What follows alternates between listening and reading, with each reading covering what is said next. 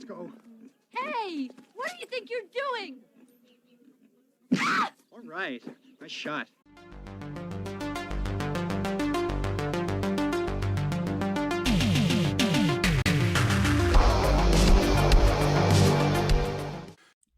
Hi, this is the Professional Amateur Hour coming to you with another review. This week I checked out She, and this 1984 movie was directed by Avi Nasher and stars Sandahl, Bergman, David Gose, and Quinn Kessler, among others of course. The story of this movie takes place in the post-apocalyptic world of Earth. I think they say 23 years after the cancellation, so whatever that means, but still post-apocalyptic. And it follows these two guys, and their town is kind of raided by this warlord, and one of their wives is killed.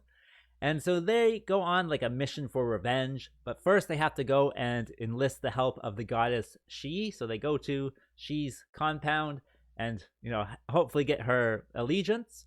And then they're off to find this warlord. Along the way, of course, they find other different communities of other people. They find a mutant one. They find a one that seems like a utopia, another one that's like, I don't know, it just kind of like has another god that they worship. And so along the way, they have all these little adventures and whatnot, but what will happen exactly? Well, you have to watch the movie and find out. Alright, so let's discuss this movie. Well, with this one, it was kind of a white whale for me. I've been looking for She for quite a number of years now, and I even found one where it was like from the 30s. It still had the same title, She, but it wasn't very good, so I don't think I actually watched the full thing. So when I turned on Tubi this week and I saw She on the top of the list, I was excited. Of course, I had to press play with this one, and so I was really glad I did actually. This world is a lot of fun to be in. There's so many different elements of this kind of post-apocalyptic world that they've imagined that are just so interesting. With all the different kind of societies that they go to, they have one where it's like mutants that live underground, but they have chainsaws instead of swords, and I thought that was clever. They have like a vampire community as well. I don't know why there's vampires. I guess there's mutants, so why not vampires? They have like a Nazi gang. I don't know why Nazis have survived the post-apocalyptic event of whatever the cancellation is, but hey, they're in there too. What else? They have different cults for different gods. They actually like find like a few gods out there. They actually have powers like levitation powers or eye lasers or something like that. And of course, She, the goddess She, is one of the characters, but she has her own cult as well, and they're very funny how they work. They seem to be just chanting She the whole time, so whenever you're on her compound, you just hear like a background like She, She, She, She, and I don't know. It's just kind of funny how it all works out. And so this world has so many different aspects to it that I just really find interesting, so that definitely attracted me. Also with this one, I did enjoy the costumes. I thought they were really good. It kind of has this feel like they've gone back to like the medieval times with swords and armor and that type of stuff. But then they have some stuff that kind of clashes with that as well, but I think still works within the larger world.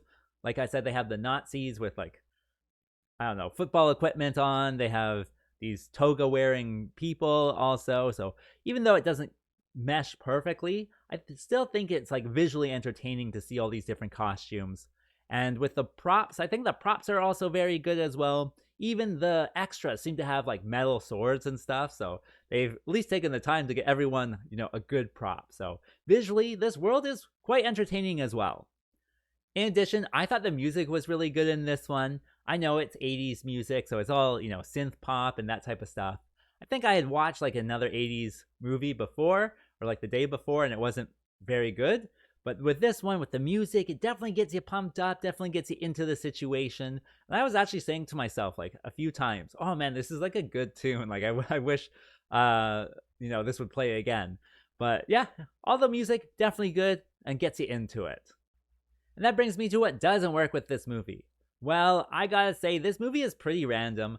There's so many random things that happen in this one that like I gave up trying to follow any logic in this one.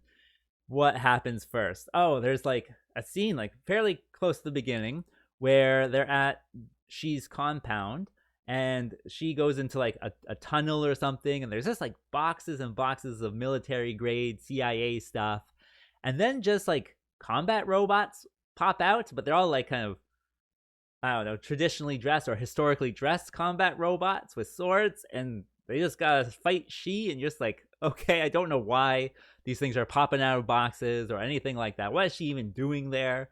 And of course, with all of the different societies, they all have random rules and random setups, and yeah, just, halfway through, I had to just stop thinking, about any logic behind any of these societies.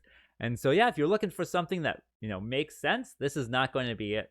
I think it's much more about that entertainment factor than anything kind of being cohesive that way. It is quite the hodgepodge of different societies and different kind of concepts thrown in there. And so it's a lot of stuff. Just know that to take it all in, you won't be able to put it all together. What else can I say with this one? I don't know. It's just a random adventure. I think I saw this one on Tubi, but I think you can find it on YouTube as well and a few other places. So if you are looking for it, it is out there for you to find. As for my recommendation, well, if you like 80s cheese, then this movie is the movie for you. It's definitely got all of it with the music, the costumes, the hair. It's not the most entertaining one I've seen, but it certainly is a fun little watch. So if that sounds like you, then yeah, press play on this one. As for a rating, well, I'll give it the almost average score of 4.5. I didn't think it was particularly good, bad, or anything like that, but I feel a 4.5 is an accurate rating for this one. And with that being said, I think that's all I wanted to say. So like and subscribe, and I'll see you next time.